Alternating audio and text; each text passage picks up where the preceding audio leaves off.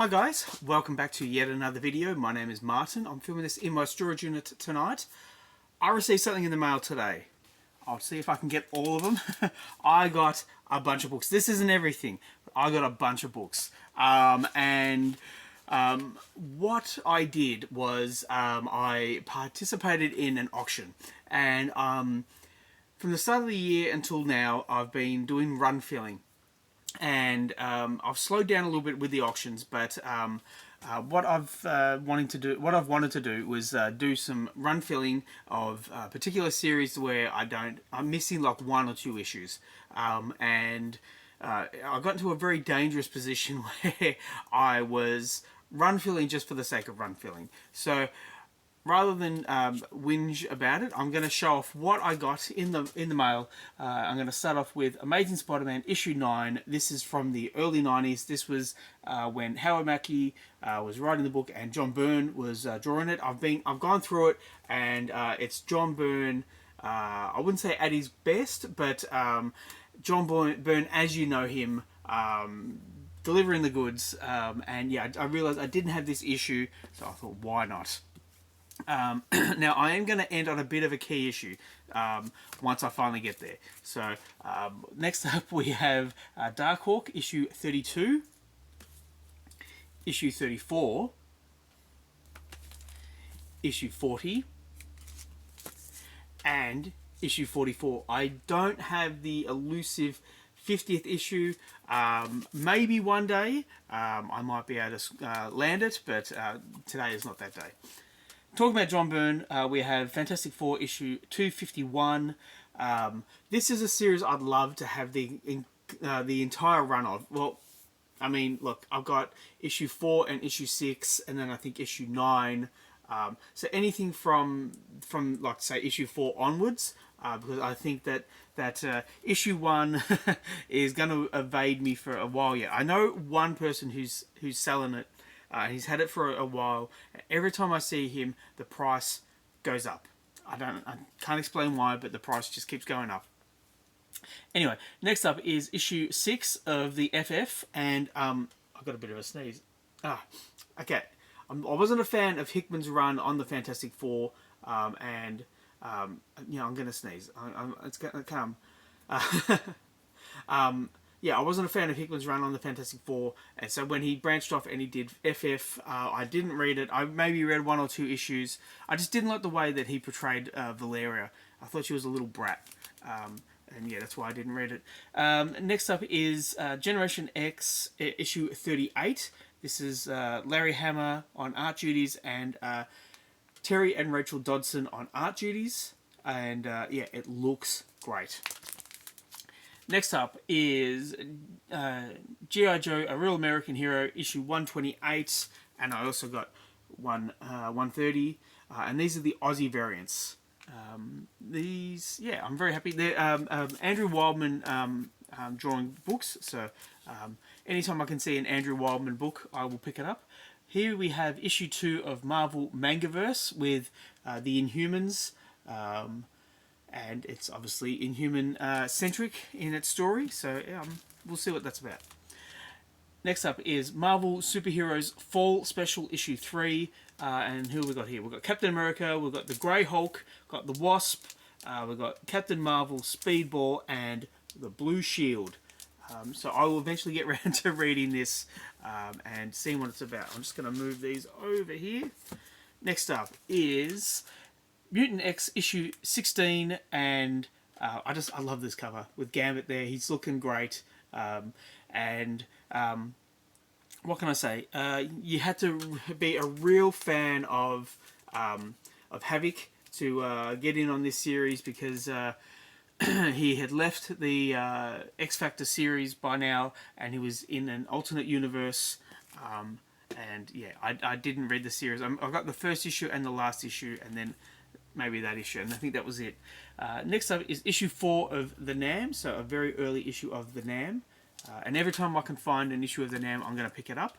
Now, I'm going to run through these, because this is a whole bunch of Namor the Submariner, issue 7, again by John Byrne. And then issue 25 John Byrne, I think, was just about to finish up on the series with this. Issue 34, issue 36, and these are J. Lee covers.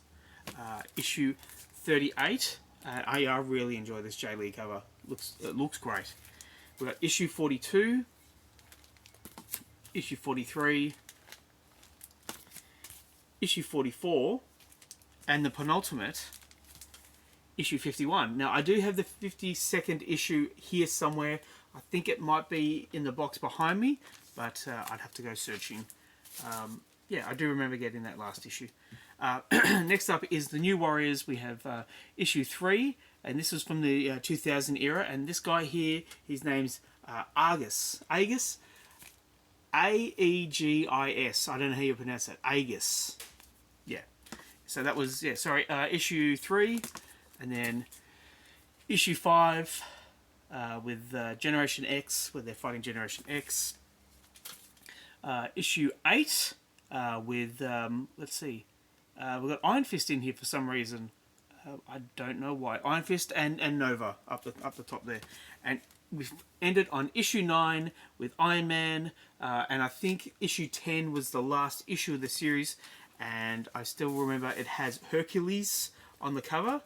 Now, I bought this as a joke. This is Nick Fury, Agent of S.H.I.E.L.D., issue 17, and we have the mechanized Marauder, but his first name, it says here, watch out Fury, here comes Lohan, the mechanized Marauder. And I just thought of Lindsay Lohan, and she's a Marauder. You know, I do silly things for silly reasons. Next up is Quasar issue 29, and this is the iconic pregnant cover, homaging Demi Moore on the cover of, was it Vogue? I can't remember what cover it was. It was some magazine in the 90s where she was pregnant and naked. And yeah, here we are with Quasar. I don't have that sensational She-Hulk issue where she's got the beach ball.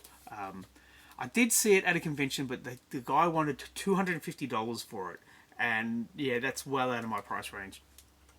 So next up we have issue 32 of Quasar, part of the Operation Galactic Storm. And issue 34, another issue of part of the Operation Galactic Storm. And issue 39, part of the Infinity War. The Infinity War. And then lastly, we have Quasar issue 40, again, another crossover with the Infinity War. And now we have Marvel Comics presents issue 101 with this Sam Keith cover with Wolverine and Nightcrawler, looking great. Obviously, I haven't read it yet, but I will look forward to reading that because I am a fan of the Marvel Comics presents. Now, what we have here is Nick Fury Noir. Nick Fury Noir, and it's issue 3. Beautiful cover. I've looked at the interiors and it's very, very nice. I think this is going to go at the top of my pile because it just looks great. Now I'll put these over here. Now I'm going to tear through these because I've got a whole run of Gazar. So Gazar the Savage. We have issue 3, issue 6, issue 10, issue 18, and then lastly we have issue 28, where Gazar and Shana have they've strapped dinosaur wings to their arms so that they can fly. Very interesting idea, and I'm looking forward to reading this to see if what's on the cover is actually on the inside of the book, because that sounds pretty cool. Now, because I got all those Gazar the Savages, I got this one for free, and I already own it, but it was such a nice cover that I wanted to get another copy of it. Now, there is a little tear here, but this is Gazar issue 2 with Mark Waid and Andy Kubert, and it was part of the Heroes Reborn storyline, where in the Marvel Universe, the Avengers and the Fantastic Four had gone over to another universe, and there was a void. There was just like a vacuum of superheroes, and so Marvel took a chance and brought in their second hitters, and Gazar got his own series, and it was just a great read. It was so interesting to see this guy go up against any threat and find a way to win. That's what made it such a fun read, and certainly the artwork, certainly it really did help. Next up, we have Where Monsters Dwell. This is issue 2. This is by Garth Ennis and Russ Braun, part of the Secret Wars storyline. And I just I saw dinosaurs on the cover, and I thought, why not check it out, see what it's like. I think this is Frank Cho artwork on the cover, but I don't know. Correct me if I'm wrong. I am wrong quite often, but I might not be wrong about this. This could be Frank Cho. Okay, so again, I'll put this over here. I have a bit to go, just a little bit, so thank you for sticking with me. I have here Web Spinners Tales of Spider-Man issue 6, and I think I have the full run of this because it went for, I think, 18 issues, maybe 20 issues. Here we have issue 10 with Sean Phillips on art duties. Issue 11, also by Sean Phillips, and he's going up against the Chameleon. And we have issue 16 of Web Spinners Tales of Spider-Man, where he's going up against the Vulture and La Rosa. Tyler and La Rosa. I don't know. I think it could be Bud La Rosa on art duties.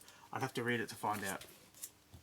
Now, what I have here is the third last book that I'm going to show off. It's Spider-Man Unlimited issue 10. It's issue 10, and we have it's Adrian Toomes, and he's been de-aged, and he's going up against the Scarlet Spider, and yeah, as you can see, part of the Exiled storyline, part of the Clone Saga. An interesting time to be a Spider-Man fan, but it was just weighed down with a little bit too much melodrama. I thought it could be a little bit more flowing, more action-packed, but yeah. It was a cheap buy, I think maybe $2 or $3, and I thought, why not pick it up? Next up is the Spectacular Spider-Man issue 234 from May of 1996, and again with Ben Reilly, Spider-Man, and I took this out of the bag, and the front cover and the back cover came off, and I didn't realise. I think maybe, because it was so long ago that I been and won this, I think I kind of forgot that it was in such bad condition. But that's okay. I just know that when I eventually do read it, I just need to be a little bit careful. And the key issue, the key issue that I'm going to show off, and the one I'm going to end on, is this. This is Spider-Man issue 74, and we have John Romita art on the cover and on the interior, and we have Daredevil on there, and I have to say, the artwork in this is beautiful. John has taken a lot of time to just do his A-game work. But what makes this a bit of a key issue is that this is the last storyline before Ben Reilly dies. So he died in issue 75, and yeah, it still kind of hits me, that death, because Marvel. I understand why they did it. They needed to clean the slate with the Clone Saga. They needed to have Peter Parker Spider-Man doing his own thing, being his own guy, at least for a little while. But they really did a disservice to Ben Reilly in that they could never bring him back, I think, the way the fans really wanted him to come back. Yeah, even today, they're still kind of mucking around with the character and not really doing what they could with him. But I love this cover, I love this costume, and that's how I'm going to end the video. I hope you guys enjoyed it. Please let me know what you think in the comments down below. Please like and subscribe if you wish to. I'd really appreciate it. Thank you as always, and I will catch you at the next one. Bye.